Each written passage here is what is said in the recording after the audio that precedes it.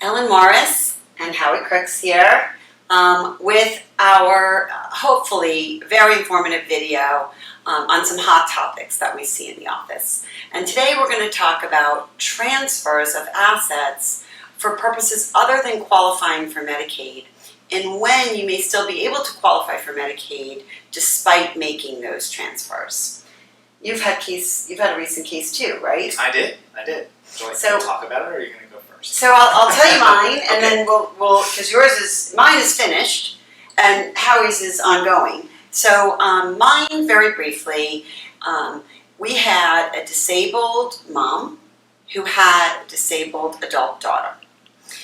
In order to qualify mom for Medicaid benefits, there was a transfer made to her disabled adult daughter, which is allowed and not considered a transfer that causes a penalty under Medicaid.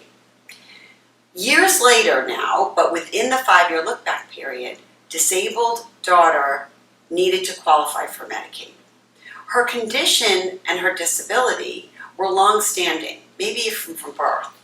And so when the transfer was made from her to a trust, it was not to qualify for Medicaid. She did not anticipate needing long-term care services at the time. She's functioned as an independent person throughout her life with her disability.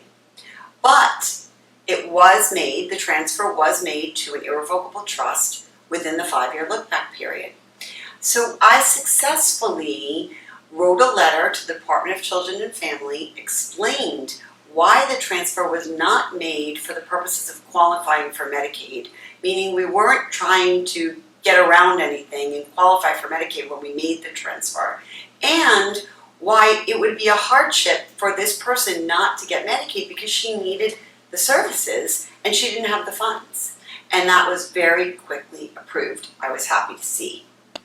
Yeah, so this topic is really important because it is pretty well known that if you make transfers of assets and you try to qualify for Medicaid, Medicaid has the right to penalize those transfers, which simply means that the applicant is disqualified and unable to obtain eligibility for the benefits that they're now seeking due to those transferred assets.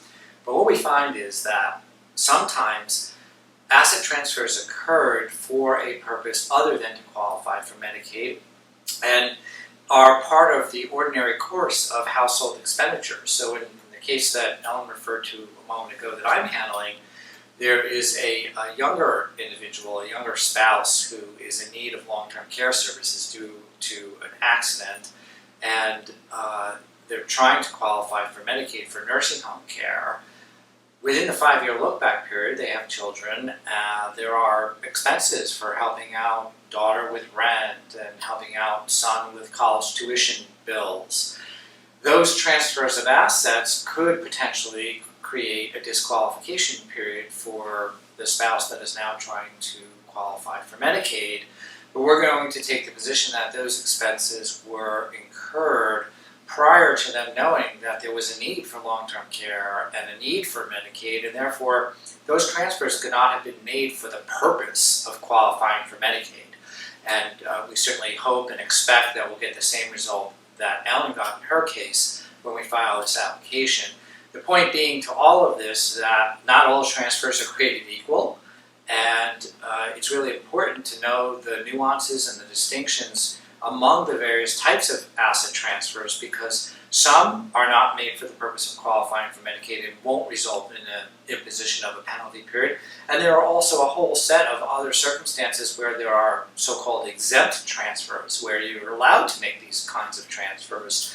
So really important to get up to speed on what kinds of transfers are going to be subject to a penalty period for Medicaid, which ones will not, and be a carve-out. And we're here at Coase & O'Connor Elder Law Group to help you navigate these very, very challenging waters. Hope to see you soon.